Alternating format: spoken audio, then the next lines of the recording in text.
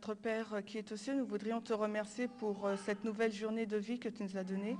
We're eternally grateful, Lord, for you allowing us to come here to this prophecy school. Et nous te sommes reconnaissants de nous avoir permis de venir assister à cette école de prophétie en France. Father, these meetings are reminiscent of the Millerites of old who would gather together to study their Bible. Seigneur, ces réunions, c'est un type de ce que les Millérites ont connu quand ils se réunissaient pour étudier leur Bible. And Father, it is our prayer that we have the Millerite experience. Et Seigneur, c'est notre désir, notre prière d'avoir l'expérience des Millérites. We ask, Heavenly Father, for the outpouring of the Holy Spirit. Nous te prions, Seigneur, pour recevoir l'effusion du Saint-Esprit. You tell us in your word that we are to pray for the latter rain in the time of the latter rain. Tu nous as dit dans ta parole qu'il nous faut prier pour la pluie de l'arrière-saison, à l'époque de la pluie de l'arrière-saison. And Lord, you told us that your response would that there would be bright clouds. Et tu dis que ta réponse, ça sera un éclat glorieux. And so, Father, as you rain upon us the richest abundance of grace, Alors Seigneur, que tu envoies cette abondance riche de grâce. I pray, Heavenly Father, that all of us would be in a position to receive it. Je prie afin que chacun puisse être dans la position, dans l'état de la recevoir. Bless your word this evening is our prayer. Que tu puisses bénir ta parole en ce soir et notre prière. In Jesus' name, Au nom de Jésus. amen. Amen.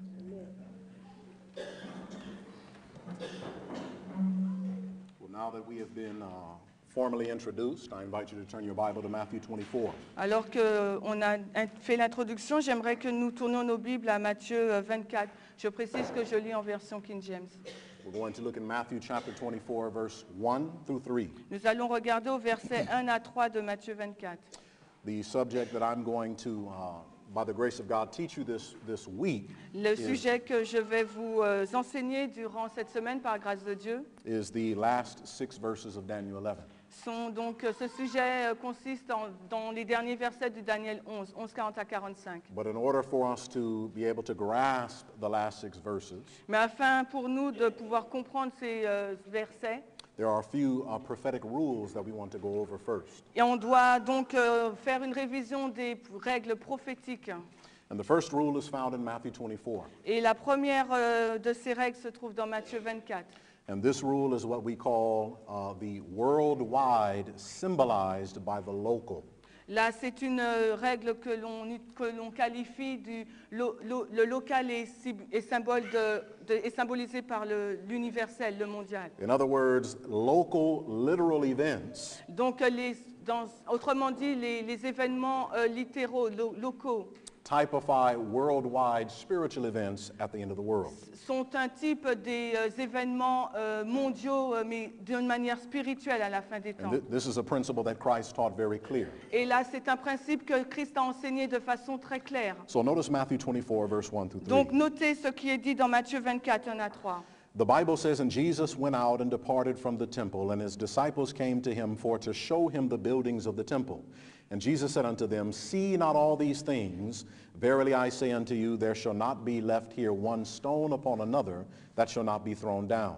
And as he sat upon the Mount of Olives, his disciples came unto him privately, saying, Tell us, when shall these things be? What shall be the sign of thy coming and of the end of the world?" Matthieu 24, 1 à 3. Et Jésus sortait, s'en allait du temple, et ses disciples vinrent à lui pour lui montrer les bâtiments du temple. Et Jésus leur dit, ne voyez-vous pas toutes ces choses? En vérité, je vous le dis, il ne restera pas ici une pierre sur une autre qui ne sera renversée. Et comme il s'assit sur le mont des Oliviers, les disciples vinrent à lui à part, disant, dis-nous quand ces choses arriveront-elles, et quel sera le signe de ta venue et de la fin du monde. Now notice, what Christ was illustrating was how Jerusalem was going to be destroyed. Notez ceci, ce que Christ était en train d'illustrer, c'était la destruction de Jérusalem. But to the mind of the disciples, the destruction of Jerusalem was a symbol of the end of the world. Mais dans l'esprit des disciples, la destruction de Jérusalem était un symbole de la fin du monde. And so Christ begins his prophetic discourse in Matthew 24. Donc Christ a commencé son discours prophétique sur Matthieu 24. And he's going to blend two events. Et il va surligner deux événements.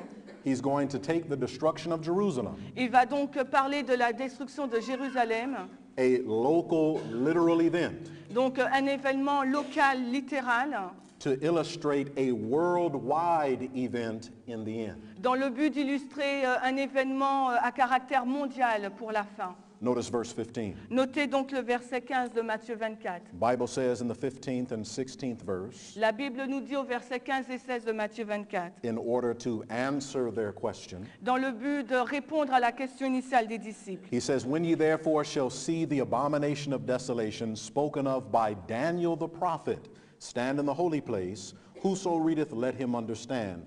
Then let them which be in Judea flee into the mountains.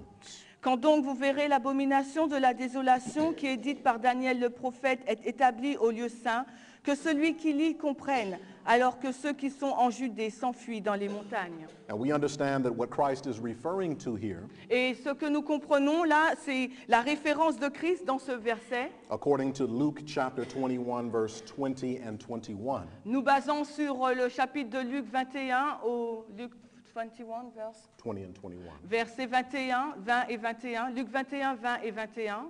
The event that he's referring to is when Jerusalem would be surrounded by the armies of pagan Rome. Cet événement est celui lorsque les armées de la Rome païenne allaient environner Jérusalem. So clearly he's dealing with the destruction of Jerusalem. Donc de façon précise et claire, il est en train de traiter de la destruction de Jérusalem. But then when you jump down to verse 30 with me. Mais quand nous plongeons nos regards jusqu'au Verse 30 verset 30, in Matthew 24. Matthieu 30 au verset 24. Matthieu 24, verset 30, pardon. He's still dealing with the destruction of Jerusalem, the events that surround it.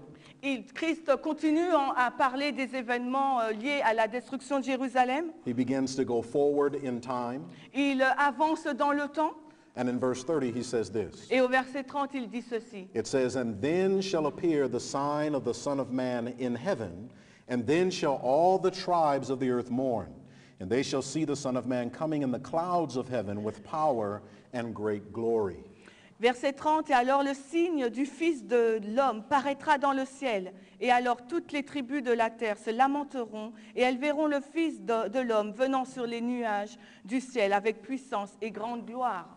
And we understand that before Christ comes, Et nous comprenons avant la venue de Christ, and even during his actual coming, et durant sa venue, the cities of the world les villes du monde are to be laid in ruins, much like the city of Jerusalem. vont être détruites, vont être laissées en ruine, tout comme la ville de Jérusalem l'a été. Christ uses the local event of Jerusalem's destruction Donc Christ utilise les événements locaux donc, concernant la destruction de Jérusalem to represent the destruction of the world. pour représenter la destruction du monde. If you take the very first chapter in Great Controversy, Si vous prenez le premier chapitre de la tragédie des siècles, it's the very first chapter. You write this down. It's not in your syllabus. ce n'est pas dans votre notebook. Great Controversy, chapter 1. La grande controverse au chapitre 1. The title of it is The Destruction of Jerusalem. Le titre de ce chapitre, c'est la destruction de Jérusalem. Over 4 times, she represents Jerusalem's destruction, representing the destruction of the world at the end. Ellen White fait une comparaison plus de 4 fois en comparant la destruction de Jérusalem avec celle de la fin du monde. All right, so there's the principle. The worldwide event is symbolized by the local event. Donc le principe est le suivant, que les événements locaux sont symbolisés par les événements mondiaux. Let's look at one other principle. Regardons un autre principe. 1 Corinthians 15. 1 Corinthiens 15. 1 Corinthians 15, one verse, verse 46. Un seul verset, 1 Corinthiens 15, le verset 46. 1 Corinthians chapter 15 1 Corinthiens 15, and verse 46. le verset 46. Now we're looking at a principle called the law of literal and spiritual. Maintenant, nous regardons au principe suivant la loi littérale et spirituelle. And since this is a prophecy school, I want to ask you a question. Et comme c'est une école de prophétie, je vais vous poser une question. What comes first, the literal, natural, Qu'est-ce qui vient en premier, le littéral, le naturel, or the spiritual? ou bien le spirituel? What's first? Qui est le premier? Natural. The literal natural. Le So littéral. first comes the literal, local, natural event, Donc en premier arrive donc l'événement naturel, local, and then the worldwide spiritual event. et ensuite l'événement spirituel mondial. And the Bible says this in verse 46. Et la Bible le confirme dans le verset 46. It says, howbeit that was not first which is spiritual, but that which is natural, and afterward that which is spiritual. Donc 1 Corinthiens 15, 46, néanmoins ce n'est pas le premier qui est spirituel, mais ce qui est naturel, et après ce qui est spirituel. And so remember, Donc rappelez-vous, hein, the literal natural is the local event, donc l'événement naturel local et l'événement local, l'événement local. the spiritual represents the worldwide event. Le spirituel représente l'événement mondial. Now with that understanding, Avec cette compréhension, let's go into our Bibles to the book of Daniel. allons donc dans notre Bible au livre de Daniel. Daniel chapter 11. Daniel au chapitre 11. And let's begin together in verse 1. Et commençons donc au verset 1. Daniel chapter 11 Daniel 11 in verse 1. au verset 1. Now, as you're turning to Daniel 11 verse 1, Alors que vous tournez, vous allez à Daniel 11 au verset 1. you have in your syllabus on page 8, Vous avez dans votre notebook à la page 8, under Daniel 11:40, sous Daniel 11:40, page 10. and it's referring to the great controversy. Et ça se réfère à la tragédie des siècles.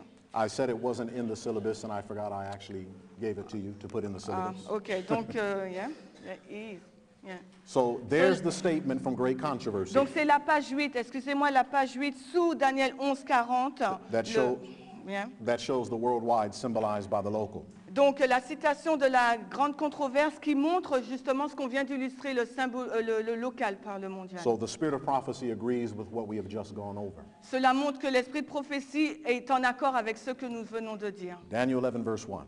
Daniel 11 au verset 1. And I'm going to read to verse 4. Et je vais lire au verset 4.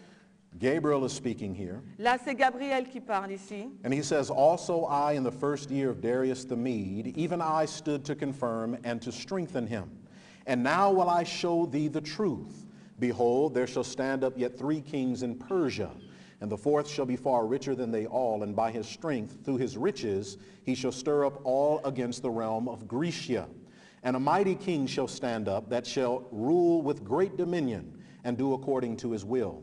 And when he shall stand up, his kingdom shall be broken, and shall be divided towards the 4 winds of heaven, and not to his posterity, nor according to his dominion which he ruled, for his kingdom shall be plucked up, even for others besides those.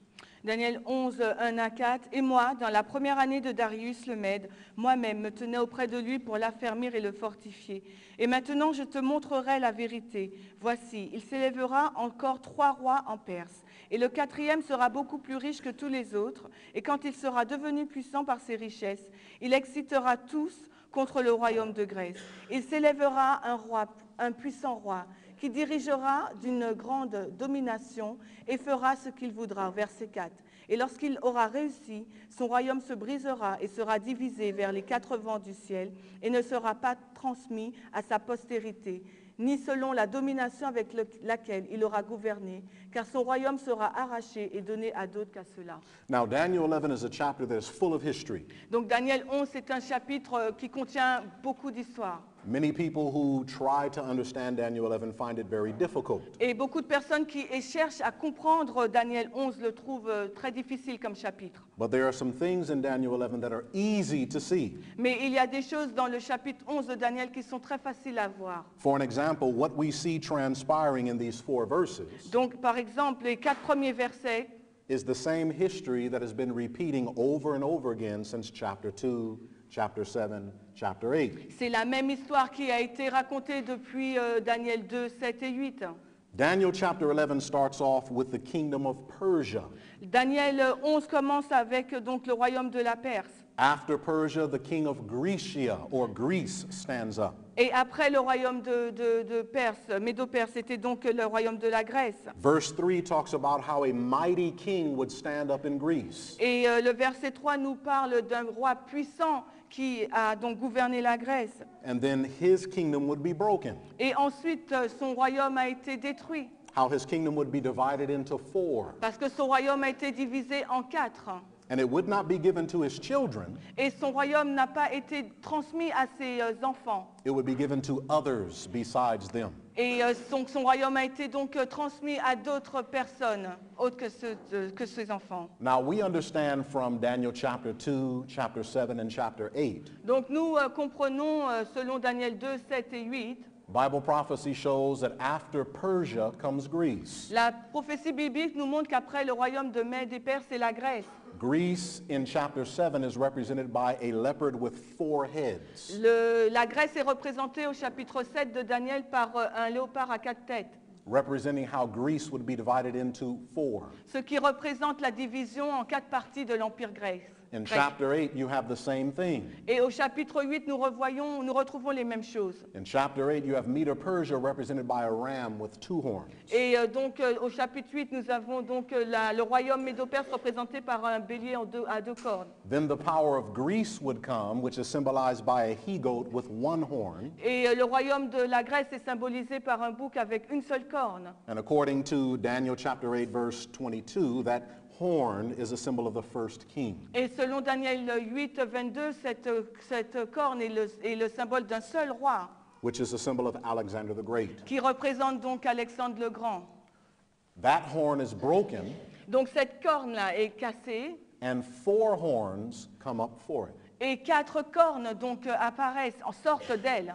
Bible prophecy is built upon the principle of repeat and enlarge. La prophétie biblique est basée sur le principe de répétition et élargissement. And so we have just a repeat from Persia to Greece, Greece divided into 4. Donc nous avons donc une répétition de le royaume de Perse après de la Grèce divisée en 4. So Daniel 11 is not telling us anything different than we don't already know from Bible prophecy. Donc Daniel 11 ne nous dit pas quelque chose de différent que nous avons déjà vu dans la prophétie biblique. But as you continue to read from verse 5, Mais si vous continuez la lecture au verset 5 de Daniel 11, the Bible doesn't talk about a battle between 4 kings. la Bible ne parle pas d'une bataille qui a lieu entre 4 rois. It doesn't talk about a battle between the 4 winds of heaven, north, south, east, and west. Elle ne parle pas non plus des 4 vents du ciel, nord, sud, ouest, est. It simply talks about a battle between 2 kings or 2 kingdoms. Elle parle simplement d'une bataille entre 2 rois ou 2 royaumes, The king of the north le and the roi king du of the nord south. et le roi du sud. Now, the battle between the king of the north and the king of the south Donc la bataille qui a lieu entre le roi du sud et du nord is taking place within the time period of Greece. a lieu durant la période de la Grèce. But who is the king of the north Mais qui est donc le roi du nord and who is the king or kingdom of the south? et qui est donc ce roi ou le royaume du sud? Let's find out in our Bible who is the kingdom or king of the north. Allons trouver la réponse dans notre Bible, à savoir qui est le roi du nord ou ce royaume. du Go with nord. me to Jeremiah, Allez avec moi dans le livre de Jérémie. and we're going to chapter 25. Et nous allons donc au chapitre 25 de Jérémie. Jeremiah Jérémie, 25. Jérémie chapitre 25. Now, as you're turning to Jeremiah 25, Alors que vous tournez les pages de votre Bible jusqu'à Jérémie 25, I want to briefly touch on another principle. j'aimerais vous résumer un autre principe. And that principle is that geography in the Bible, Et ce principe est que la géographie biblique, or direction in the Bible, north, south, east, and west, ou les directions des points cardinaux dans la Bible, nord, sud, est, ouest, is determined by Jerusalem. est déterminée donc par l'emplacement de Jérusalem. Jerusalem is the city that God had chosen. Jérusalem est la ville choisie par Dieu. Jerusalem is the city that God placed his name there. Jérusalem est la ville sur laquelle Dieu a placé son nom. Jerusalem is the place that God had given for a perpetual covenant to his people. Jérusalem est la ville pour laquelle Dieu a fait une alliance perpétuelle avec son peuple. You can write down 1 Kings chapter 11. Vous pouvez noter 1 Roi 11. And if you study 1 Kings chapter 11, 3 times God tells you that Jerusalem is the place that he has chosen to place his name there. Et si vous étudiez ce chapitre 3 fois, vous verrez que Jérusalem est le lieu que Dieu a choisi pour apposer son nom. Jerusalem, Jérusalem, the city of God, la ville de Dieu, the city of his people, la ville de son peuple, is the focal point c'est le point, c'est le focus. Ça se dit focus? Yeah, focus. Yeah. because God and his people dwelt there. Parce que Dieu et son peuple demeurent dans cette ville. So whatever is north of Jerusalem Alors quand nous parlons du nord de Jérusalem, or whatever is south of ou Jerusalem si on parle du sud de Jérusalem, is either the king of the north or the kingdom of the soit south. donc le roi du nord ou le roi du sud. So let's find out who the kingdom of the north is in the Bible. Alors essayons de trouver qui est le roi du nord dans la Bible. Jeremiah 25 and verse 9. Allons donc à Jérémie 25 au verset 9. Speaking to his people, Il parle donc à son peuple. this is what God says. Voilà ce que Dieu dit à son peuple. He says, Behold, I will send and take all the families of the north, saith the Lord, and Nebuchadnezzar king of Babylon my servant, and will bring them against this land, and against the inhabitants thereof, and against all these nations round about, and will utterly destroy them, and make them an astonishment, and an hissing, and perpetual desolation. Jérémie 25, 9, 10. Voici, j'enverrai et je prendrai toutes les familles du nord, dit le Seigneur, et Nebuchadnezzar, le roi de Babylone, mon serviteur. Et je les ferai venir contre ce pays et contre tous ses habitants, et contre toutes les nations d'alentour. Et je les détruirai complètement, et j'en ferai un objet de stupéfaction et de sifflement et de désolation perpétuelle. Verse 10? Just verse 9. 9. Ok, verset 9 seulement. So what you see in verse 9 Donc ce que nous voyons au verset 9 de that Jérémie Babylon 25, c'est que Babylone comes from the north. vient du nord. If you write down Ezekiel 26, Si vous notez Ézéchiel 26 Ezekiel 26 and verse 7, et au verset 7, it also shows you that Babylon ça nous montre également que Babylone is the kingdom of the north. est le roi du nord et le royaume du nord. So when the Bible talks about the king of the north and the king of the south, Donc lorsque la Bible parle du roi du nord ou du roi du sud, in the time of Greece, dans le temps, à l'époque de la Grèce, whoever controlled the geographical area of Babylon qui à cette époque contrôlait, contrôlait donc la géographie de Babylone, is represented as the king or kingdom of the north. donc la Grèce était donc représentée par le roi du nord ou le royaume du nord. But who is the king or kingdom of the south? Donc maintenant, qui est le roi ou le royaume du sud? Go with me to the book of Genesis. Allez avec moi au livre de Genèse. Let's go back to the beginning Allons donc, commençons par le commencement. and notice what your Bible says. Et notons ce que la Bible nous dit. Genesis chapter 12. Genèse 12. Genesis chapter 12, Genèse 12 and we'll begin in verse 5. au verset 5. Genesis chapter 12, verse 5 through 10. Genèse 12, 5 à 10. Genesis chapter 12, verses 5 through 10. Genèse 12, 5 à 10. The king of the north is whoever controls literal, local Babylon. Le roi du Nord est celui qui contrôle de façon littérale et locale Babylone. Now we're going to find out who the king or kingdom of the south is. Et maintenant nous allons définir qui est le roi du Sud ou le royaume du Sud. Scripture tells us in verse 5. Les Écritures nous disent au verset 5. And Abram took Sarai his wife, and Lot his brother's son, and all their substance that they had gathered, and the souls that they had gotten in Haran, and they went forth to go into the land of Canaan, and into the land of Canaan they came. And Abram passed through the land unto the place of Shechem, unto the plain of Moreh, and the Canaanite was then in the land. And the Lord appeared unto Abram and said, Unto thy seed will I give this land. And there builded he an altar unto the Lord, who appeared unto him. And he removed from thence unto a mountain on the east of Bethel, and pitched his tent, having Bethel on the west, and Hai on the east. And there he builded an altar unto the Lord, and called upon the name of the Lord. And Abram journeyed going on still towards the south. And there was a famine in the land, and Abram went down into Egypt to sojourn there, for the famine was grievous in the land. Verset 5 à 10. Et Abraham prit Sarai, sa femme, et Lot, le fils de son frère, et tous leurs biens qu'ils avaient amassés, et les âmes qu'ils avaient acquises à Haran. Et ils sortirent pour aller au pays de Canaan, et ils arrivèrent au pays de Canaan. Et Abraham traversa le pays jusqu'au lieu de Shichem, jusqu'à la plaine de Morée. Et les Cananéites étaient alors dans le pays. Et le Seigneur apparut à Abraham et dit, « Je donnerai ce pays à ta semence. » Et là, il bâtit un autel au Seigneur qui lui était apparu. Et il se transporta de là vers la montagne à l'est de Béthel, et il dressa sa tente, ayant Béthel à l'ouest et Aï à l'est. Et là, il bâtit un autel au Seigneur, et appela le nom du Seigneur. Puis Abraham partit de là, continuant toujours vers le sud.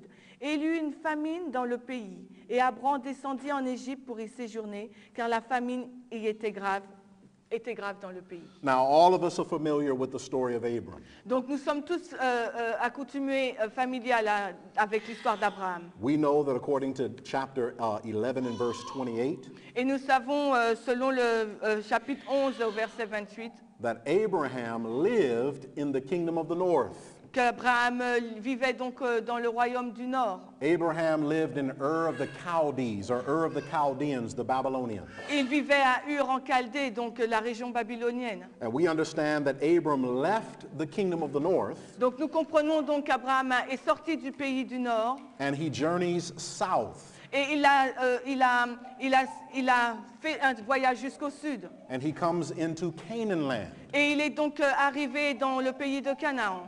And he continued to go south Et il a continué à descendre en direction du sud because there was a great famine in Canaan. parce qu'il y avait donc une grande famille dans le pays de Canaan. And south of Canaan, Et le sud de Canaan, Canaan is where Jerusalem is. donc Canaan Donc Canaan, c'est là où Jérusalem est. He journeys south and goes into Egypt. Il a voyagé en direction du sud pour arriver en Égypte.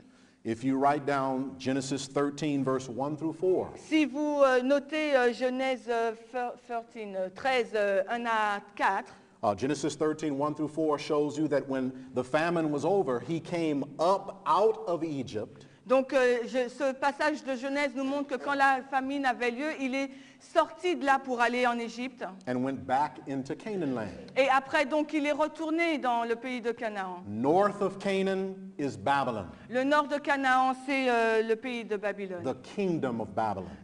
C'est la Babylone. South of Canaan is Egypt. Le sud de Babylone, c'est l'Égypte. The literal local king of the north is whoever controls Babylon. Le lieu littéral local du nord, c'est celui qui contrôle la région de Babylone. And the literal local kingdom of the south Et le royaume littéral local du sud is whoever controls Egypt. est celui qui contrôle donc l'Égypte. When the Grecian Empire was divided into four, Quand l'empire grec a été divisé en 4 parties, the final two powers that won out was the north and the south. les deux puissances qui apparaissent, c'est le nord et le sud. Historically, the northern tribes are what we call the Seleucid kingdom. Et donc là, c'est la tribu du nord, ce qu'on appelle Séleucos. Remember, Seleucus was one of the 4 generals of Alexander the Great. Rappelez-vous donc que Séleucos faisait partie des 4 premiers généraux d'Alexandre le Grand. The southern kingdom of Egypt Le royaume du sud, l'Égypte, is called the Ptolemaic kingdom. est appelé le royaume de Ptolémée. Ptolemy was one of the generals of Alexander. Et Ptolémée était aussi un général d'Alexandre. So go back with me to Daniel 11 now. Donc retournez avec moi dans Daniel 11. Flip back to Daniel 11. Donc allons dans Daniel 11. In Daniel 11, starting in verse 5, there's this battle between the north and the south. Donc Daniel 11 au verset 5, nous voyons une bataille entre le roi du nord et sud. Greece is fighting internally. Donc la Grèce est en train de se battre de façon interne. Remember, it starts off dealing with Persia, Rappelez-vous, ça a commencé en Perse, par la Perse. then it deals with Greece. Ensuite, nous avons été en Grèce. So who comes after Greece? Donc qui vient après la Grèce?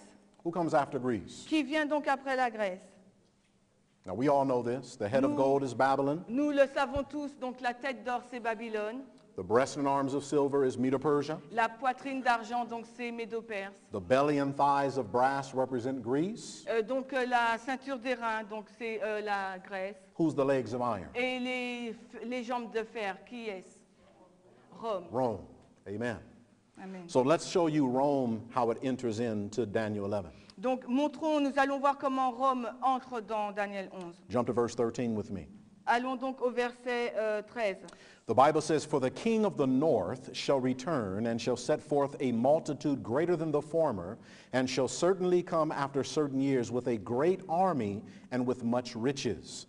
And in those times there shall many stand up against the king of the south. Also the robbers of thy people shall exalt themselves to establish the vision, but they shall fall." Daniel 11, 13 à 15. 13 à 14, pardon, car le roi du Nord reviendra et assemblera une plus grande multitude que la première. Et après quelques années, il viendra certainement avec une grande armée et beaucoup d'équipements. Et en ce temps-là, beaucoup s'élèveront contre le roi du Sud et les voleurs de ton peuple s'élèveront pour accomplir la vision, mais ils tomberont. So what we see taking place in verse 13 and 14 is Donc, this. ce que nous voyons se mettre en place dans le verset 13 et 14, c'est ceci. The Grecian kingdom of the north Le royaume de la Grèce du Nord, that controls Babylon's area donc qui contrôle la région de Babylone, is fighting against the Grecian kingdom of the south est en train de se battre avec la partie sud de la Grèce, that controls Egypt. qui contrôle donc l'Égypte. But then the Bible says in verse 14, Mais ensuite, la Bible nous dit au verset 14, "Also the robbers of thy people shall exalt themselves to establish the vision." et les voleurs de ton peuple s'élèveront pour accomplir la vision. And what that shows us is a new power is now introduced into prophecy. Et ce que ceci nous montre, c'est une nouvelle puissance entre dans la prophétie biblique. And we can go through and show you in the Bible how the robbers of Daniel's people represent Rome. Et nous pouvons parcourir la Bible pour voir à quel point les voleurs de ton peuple correspondent à la Rome. But because of time, Mais à cause du manque de temps, an easy thing to see et c'est une chose facile à voir and to remember et à se rappeler, is that Persia always comes after Babylon. c'est que la Perse vient toujours après la Babylone. Greece always comes after Persia. Et Grèce arrive toujours après la Perse. And if a new power is now introduced, Et comme il y a une puissance qui apparaît, it can represent nothing but pagan Rome. elle ne peut représenter rien d'autre que la Rome païenne. Pagan Rome are the robbers of Daniel's people. La Rome païenne représente les voleurs du peuple de Dieu. But pagan Rome is not yet the king of the north Mais à ce moment-là de l'histoire, la Rome païenne n'est pas encore le roi du Nord. until verse 16. Elle ne devient qu'au verset 16. Notice what it says in verse 15 and 16. Lisez ce qui est dit au verset 15 et 16. It says, "So the king of the north shall come and shall cast up a mount and take the most fenced cities, and the arms of the south shall not withstand, neither his chosen people, neither shall there be any strength to withstand." Et le roi du Nord viendra et élèvera un mont et prendra les villes fortes, et les bras du Sud ne résisteront pas, ni son peuple d'élite. Il n'y aura aucune puissance pour résister. Mais celui qui vient contre lui fera ce qu'il voudra, et personne ne lui résistera. Et il se tiendra dans le pays glorieux, qui par sa main sera détruit. So in verse 15, Au verset 15 de Daniel 11, the Grecian kingdom, king of the north, le royaume de la Grèce, le royaume du Nord, overcomes the Grecian king of the south. a donc vaincu le royaume de la Grèce, mais de la partie sud. But then it says this in verse 16. Mais il nous est dit ceci au verset 16. "But he that cometh against him Mais celui qui vient contre lui shall do according to his own will, and none shall stand before him. And he shall stand in the glorious land, which by his hand shall be consumed." Mais celui qui viendra contre lui fera ce qu'il voudra et personne ne lui résistera. Et il se tiendra dans le pays glorieux qui par sa main sera détruit. So even though the king of the north in Greece won the battle with the king of the south in Greece, Donc même si le roi du nord de la partie grecque a donc battu la partie sud de la Grèce, the new power that was introduced in verse 14 le nouveau pouvoir qui est introduit au verset 15 now destroys the Grecian king of the north, détruit donc à ce moment-là la partie nord de la Grèce, takes his land, prend donc, s'approprie ses terres and assumes his crown. et donc porte sa couronne. And in verse 16, Et au verset 16, pagan Rome becomes the king of the north. la Rome païenne devient donc le roi du Nord. So from verse 16 to the end of Daniel 11, Donc du verset 16 jusqu'à la fin du chapitre 11, the king of the north refers to Rome. le roi du Nord se réfère toujours à la Rome. But we know that Rome comes in two phases. Mais nous savons que la Rome arrive en deux phases, Pagan Rome la Rome païenne and then papal Rome. et la Rome papale. So we want to find out when papal Rome becomes the king of the north. Nous allons essayer de découvrir à quel moment la Rome papale devient le roi du Nord. Jump down to verse 30. Plongeons nos regards jusqu'au verset 30. Daniel 11 verse 30. Daniel 11, 30. And we have to get through this history lesson Et il nous faut parcourir cette histoire before we get to the present truth. avant d'arriver donc à la vérité présente. The Bible says, "For the ships of Kittim shall come against him. Therefore he shall be grieved and return and have indignation against the holy covenant. So shall he do. He shall even return and have intelligence with them that forsake the holy covenant." Verset 30, des navires de Kittim viendront contre lui, et il sera affligé et s'en retournera. Et il sera furieux contre la Sainte Alliance, ainsi il agira. Et il retournera et s'entendra avec ceux qui abandonnent la Sainte Alliance. And again, without getting too deep into the history, Et encore, sans vouloir rentrer en profondeur dans cette histoire, there's a transition in this verse. il y a une transition à voir dans ce verset. Pagan Rome is grieved. La Rome païenne est blessée.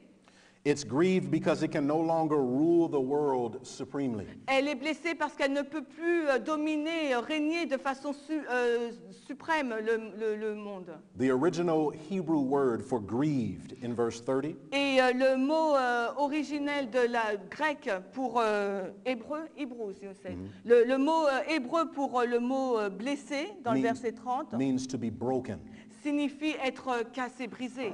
Pagan Rome's power is now broken. La puissance de la Rome païenne est maintenant brisée. And when pagan Rome is going off the scene, Et quand la Rome païenne donc se retire de la scène, who's rising on the scene? qui s'élève donc, qui vient sur la scène? Who comes after pagan Qui Rome? vient après la Rome païenne? La Papal Rome Rome. papale. So the king of the north, pagan Rome, is going down. Donc le roi du Nord, la Rome païenne, est à terre. And now papal Rome is coming up to take the crown of king of the north. Et donc maintenant, on voit arriver la Rome papale pour prendre la couronne mondiale. And this is how it takes place. Et c'est comme ça que ça s'est Verse passé. 31. Au verset 31. The Bible says, "And arms, military might, Et la Bible nous dit, et des forces, des bras, donc la force militaire. and arms shall stand on his part." Speaking of the king of the north, the papacy. Et là, elle parle, ce verset se réfère à la Rome papale, et des forces se lèveront de son côté. "And they, the arms, shall pollute the sanctuary of strength." Et donc, ces bras pollueront, profaneront le sanctuaire. "And the arm shall take away the daily." Et donc, par sa main, par ses bras, elle va ôter le journalier. "And the arms would place the abomination that maketh desolate." Et donc, ses bras, ses mains vont mettre en place l'abomination qui cause la dévastation. Now these arms, this military power, Donc, ces mains, donc cette force militaire, is the military power of now crumbling pagan Rome. donc c'est cette force militaire qui met à terre la Rome païenne. Pagan Rome is now aiding the Church of Rome Donc la Rome païenne a été donc mangée par la Rome chrétienne, papale, to come into power. afin que la Rome papale puisse accéder au pouvoir. The sanctuary of strength, a symbol of the city of Rome, Son sanctuaire, la force, le symbole de sa force de la ville de Rome, was polluted a été donc pollué through its warfares à cause de ces guerres and from Constantine leaving the city of Rome and going to Constantinople in Turkey. et par l'action de Constantin en quittant la ville de Rome pour s'établir à Constantinople. The military powers of pagan Rome La force militaire de la Rome païenne then took away the daily, donc a ôté le perpétuel, which our pioneers que nos pionniers, understood took place in the year 508, que nos pionniers ont compris que cette action s'est passée en l'an 508. and the daily in the Bible Et le journalier dans la Bible, and in the spirit of et prophecy dans l'esprit de prophétie, and in the writings of the pioneers et dans les écrits des pionniers, symbolizes paganism, symbolise donc le paganisme. not Christ's ministry in heaven like the church teaches today. Non pas le ministère de Christ au ciel comme l'Église l'enseigne de nos jours. Now, I don't know about you, Je ne sais pas en ce qui vous concerne, but I would rather follow the Bible, mais je préfère suivre la Bible, the spirit of prophecy, l'esprit de prophétie, our pioneers, nos pionniers and history et l'histoire, over what any man says. plutôt que de croire à tout ce que les hommes disent. So the powers of paganism remove paganism, Donc la puissance de la Rome, la puissance de la Rome papale a ôté donc le paganisme. Now, this does not mean that paganism is destroyed, so there's no more paganism. Ça ne veut pas dire par cette action que la Rome païenne est détruite et que le paganisme n'existe plus. But the pagan powers that stood in the way of the Church of Rome Mais la puissance païenne qui se tenait sur le chemin de la Rome papale were taken away a été ôtée, elle interférait, so that the papacy could rule the world. afin que la papauté puisse gouverner le monde entier. You and I know these powers as Vous et moi, vous connaissez la fin de cette puissance, the three horns of Daniel chapter 7, les trois cornes de Daniel 7. a symbol of the Huruli, C'est un symbole des Hérules, the Vandals, des Vandales and the Ostrogoths. et des Ostrogoths. These horns were removed Ces cornes ont été ôtées so that the papacy could rule the world. afin que la papauté puisse gouverner le monde. So in verse 31, Donc au verset 31, 31, yeah. now that the daily is removed, Maintenant que le perpétuel est ôté, the Bible says they place the abomination that maketh desolate. la Bible nous dit que donc ils ont placé l'abomination qui cause la dévastation. And who is the abomination that maketh desolate? Qui est donc cette abomination qui cause la dévastation? Who is that? Qui est-elle? Well, think about this for a moment. Pensez à cela pendant un moment. One of the greatest abominations in the Bible L'une des plus grandes abominations dans la Bible is idol worship. est l'adoration des idoles. Well, another great abomination in the Bible Donc une autre grande abomination dans la Bible, is spiritualism. mis à part l'idolâtrie, c'est le spiritisme. Another abomination in the Bible Une autre abomination dans la Bible is fornication. est la fornication. Another abomination in Scripture Donc une autre abomination dans les Écritures, is drunkenness, wine drinking. et c'est l'ivresse du vin. When you take all of these characteristics in the Bible, Lorsque vous prenez toutes ces caractéristiques de la Bible, wine drinking, l'ivresse, fornication, la fornication, false worship, le faux culte, setting up idols, le fait de placer des idoles, this is the very thing the papacy does. c'est vraiment ces choses-là que la papauté In the book of a fait. Daniel, Dans le livre de Daniel, chapter 11, verse 31, verset 31 de Daniel 11. the abomination that maketh desolate L'abomination qui a causé donc la désolation, is a symbol of papal Rome. c'est un symbole de la Rome papale. Pagan Rome is gone. La Rome païenne n'est plus. Papal Rome has taken her crown La Rome papale a pris sa couronne. and now becomes the king of the north. Et maintenant, la Rome papale devient le roi du Nord. So from verse 31 Donc au verset 31, to the end of Daniel 11, jusqu'à la fin de Daniel 11, it's still dealing with Rome, nous traitons toujours de la Rome, but not pagan Rome. mais non plus la Rome païenne. It's dealing with papal Rome. Maintenant, nous parlons de la Rome Papal Rome papale. is the king of the north. La Rome papale maintenant devient le roi du Nord. So now let's get into the heart of the matter. Maintenant, allons dans le cœur du sujet.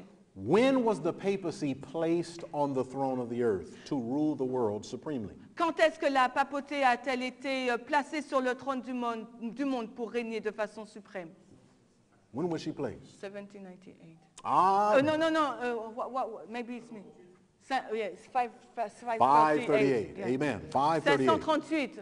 So what I want you to have in your mind, if you like to write in your Bible, Donc, ce que j'aimerais que vous ayez à l'esprit, et si vous voulez noter quelque chose dans votre Bible, next to verse 31, à côté du verset 31, where it says they place the abomination that maketh desolate, lorsque nous lisons, elle a placé donc l'abomination qui cause la désolation. write the date 538 AD. Notez donc cette date, 538. 538 AD. 538 après Jésus-Christ. 538 AD. And let's keep reading, verse 32. Continuons notre lecture au verset 32. And we're going to read down to verse 35. Et nous allons lire jusqu'au verset 35. The Bible says, "And such as do wickedly against the covenant shall he corrupt by flatteries. But the people that do know their God shall be strong and do exploits. And they that understand among the people shall instruct many. Yet they shall fall by the sword and by flame, by captivity and by spoil many days." Ok, versets 32 à 33. Il contaminera par des flatteries ceux qui agissent méchamment à l'égard de l'alliance. Mais le peuple qui connaît son Dieu sera fort et fera des exploits. Et ceux parmi le peuple qui comprendront instruiront beaucoup. Toutefois, il y en aura qui tomberont par l'épée et par la flamme, par la captivité et par le pillage durant beaucoup de jours. Now, the answer that you gave, Donc la réponse que vous avez donnée, 538, 538, history agrees with your correct answer. l'histoire est en accord avec votre When the réponse. papacy took the throne, Quand la papauté a pris le trône, what did it begin to do? qu'a-t-elle commencé à faire? What comes to mind Qu'est-ce qui vient à l'esprit when you read about the people that know God par rapport aux personnes qui connaissent Dieu, falling by the sword, qui sont tombées par l'épée, by flame, par la flamme, by captivity, par la captivité and by spoil? et par pillage? What does that symbolize? Quel est le symbole? What does that symbolize? Qu'est-ce que cela symbolise? Persecution. Oui, la persécution. The papacy is set up in 538, La papauté a été mise en place en l'an 538 begins to persecute God's people. et elle a commencé à persécuter le peuple de Dieu. And how long do they persecute? Et combien de temps a-t-elle persécuté? According to verse 33, Et selon le verset 33, it's many days. et c'est beaucoup de jours. But since we're all prophecy students here, Mais comme nous sommes des étudiants de la prophétie, we understand that Daniel chapter 7 verse 25 gives you the exact time. nous comprenons que Daniel 7, verset 25 nous donne la période exacte. Daniel 7:25 tells us Daniel 7, verset 25 nous dit that God's people, the saints, que le peuple de Dieu, les saints, would be given into the hand of the papacy seront donnés donc à la main, seront pris par la papauté for a time, pour des temps, times, pour un temps des temps and the dividing of et la time. moitié d'un temps. And how long is a time, times, and dividing of Et time? qu'est-ce que cette période représente? 1260. 1,260 years. 1260 années. All right, so it's set up in 538, Donc elle a été mise en place en l'an 538. persecutes God's people for 1,260 Elle a years. persécuté le peuple de Dieu pendant 1260 ans. And then notice what it says in verse Et 35. ensuite, notez ce qu'on nous dit en verset 35. It says, "And some of them of understanding shall fall." Et quelques-uns de ces plus intelligents tomberont. And remember, verse 33 tells you how they fall by persecution. Et rappelez-vous, au verset 33, on nous dit comment ils tombent à cause de la persécution. Some of them of understanding shall fall to try them and to purge and to make them white, even to the time of the end, because it is yet for a time appointed. Et quelques-uns de ces plus intelligents tomberont afin qu'ils soient éprouvés, purgés et qu'ils soient blanchis, à savoir jusqu'au temps de la fin, car cela est encore pour un temps déterminé. Now, another way that you can express the time of the end Donc une autre façon de qualifier le temps de la fin is the end of time. et or la the fin time. des temps, ou les temps. The end of the time. La fin des temps. Now, the time that was given Donc le temps qui est donné was the many days of the 1260. correspond aux plusieurs jours du verset... The many days of the 1260 C'est years. les plusieurs jours qui correspondent aux 1260 années. It sat on the throne in 538. Donc la papauté est assise sur le trône de la terre en 538. 1260 years it's persecuting the people of God. Pendant 1260 années, elle persécute le peuple de Dieu. Now we come to the end of the time, or the time of the end. Maintenant, nous arrivons à la fin du temps ou au temps de la fin. And what is that date? Et quelle est cette date? 1798. 1798. So in Daniel chapter 11, Donc dans Daniel 11, what is the time of the end? quel est donc le temps de la fin? 1798. 1798. Are we all together so far? Est-ce que nous sommes ensemble jusqu'ici? All right, now that we're all on the same page, Donc maintenant nous sommes tous au même niveau. now this will make our work a lot easier. Donc cela va nous permettre de mieux comprendre. Let's look together in verse 40. Allons au verset Because 40. the focus of our study together is Daniel 11, 40 through 45. Parce que le point central donc de notre étude, c'est Daniel 40-45. What is the first few words of Daniel 11, verse 40? Quels sont les premiers mots de Daniel 11-40? It says, at the time of the end. Il nous est dit, et au temps de la fin. So what is the time of the end? Donc qu'est-ce que le temps de la fin?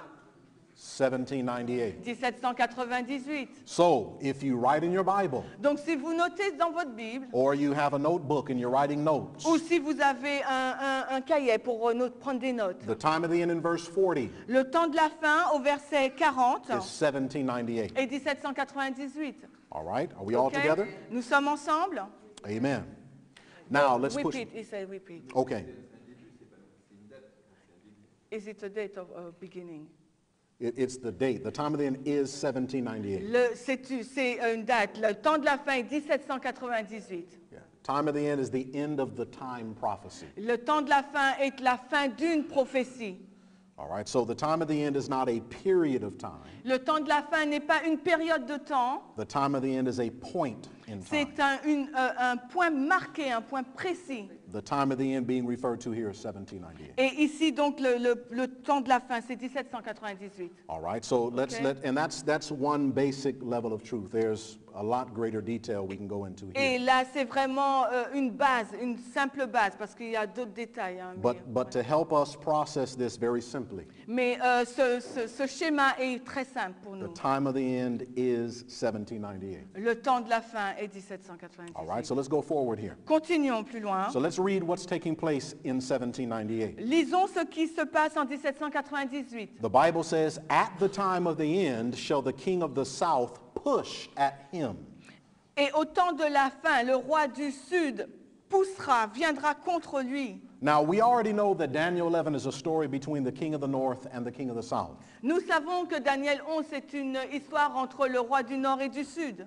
And so when the king of the south is pushing at him in this verse, it's pushing at the king of the north. Quand le roi du Sud pousse le roi du Nord, c'est qu'il vient contre le roi du Nord. But we want to find out, what does it mean to push against him? Mais qu'est-ce que ça veut dire pousser? You haven't got the same word in French. Okay, what's that Yeah.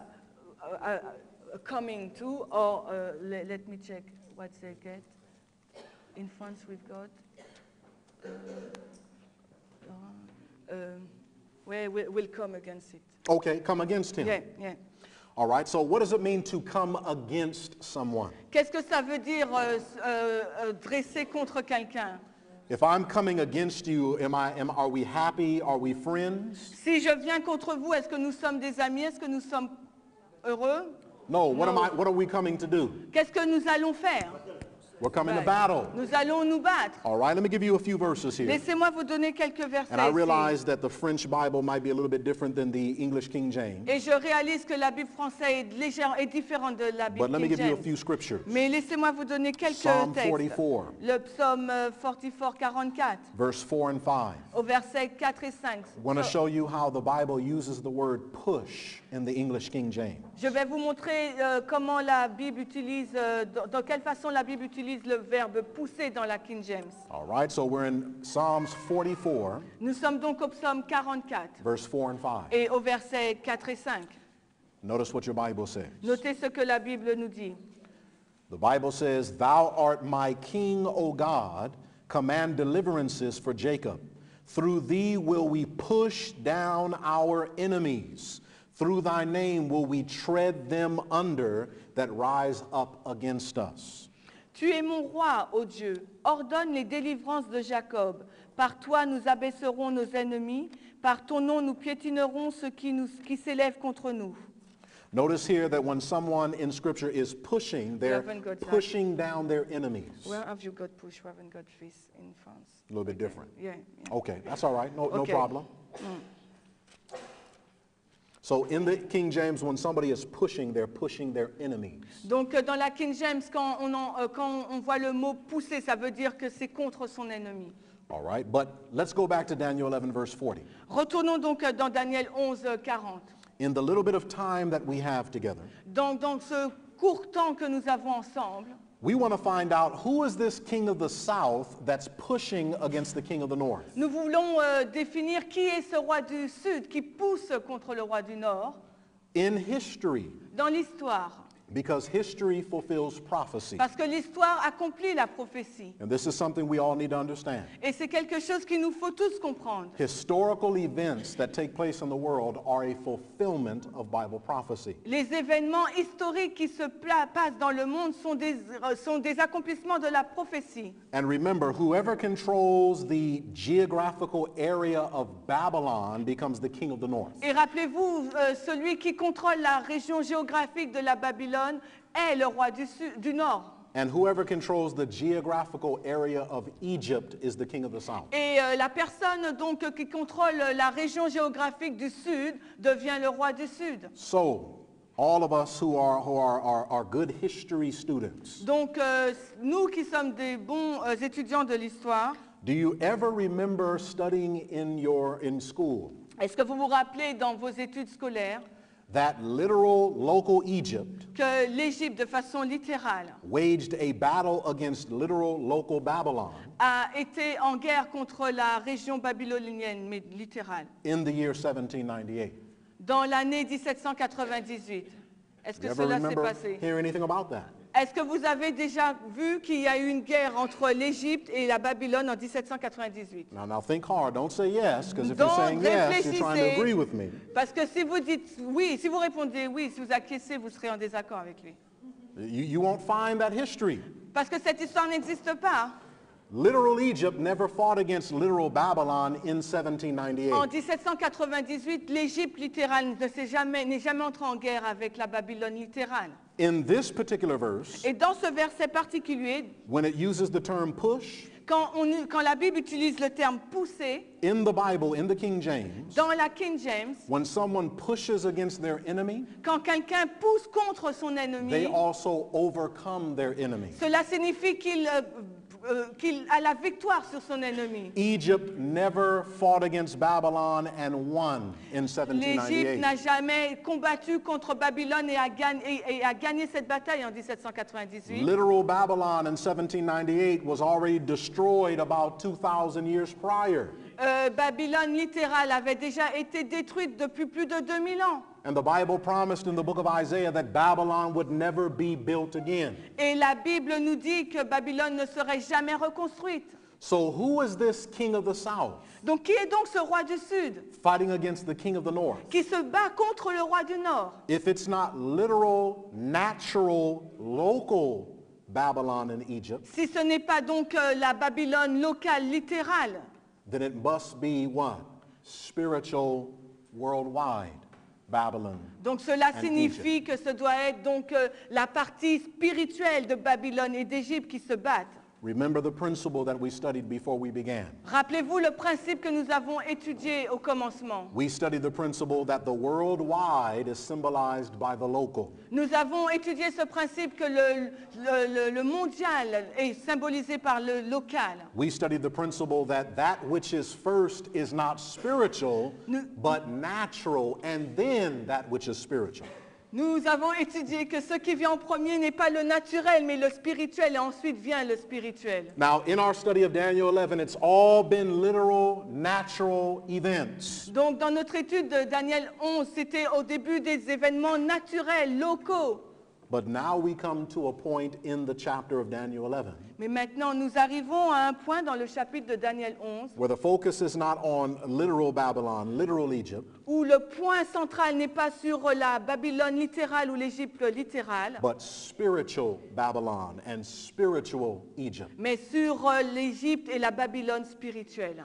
And in our next discourse together, Et dans notre prochain discours, we're going to find out who spiritual Babylon is nous allons définir qui est donc cette Babylone spirituelle and who spiritual Egypt is. et qui est donc cette Égypte spirituelle. And so you guys all have homework to do. Et vous avez tous des devoirs à faire. You didn't just come here to be preached at, did you? Vous n'êtes pas venus ici juste pour nous entendre prêcher, n'est-ce pas? This is a prophecy school, amen? C'est une école de prophétie, amen. Amen. So we're going to do some homework. Donc nous allons avoir quelques devoirs. Your job Votre devoir is to try to figure out who spiritual Babylon is in 1798 est de définir et de chercher à savoir qui est la Babylone spirituelle en 1798 and who spiritual Egypt is in et 1798. qui est donc l'Égypte spirituelle en 1798. And I'll give you one hint. Et je vous donne un indice. Spiritual Egypt L'Égypte spirituelle is close to home. est vraiment proche de nous. All right. So OK? with that in mind, Avec cela à l'esprit, let's close with a word of prayer. prions. Let's kneel.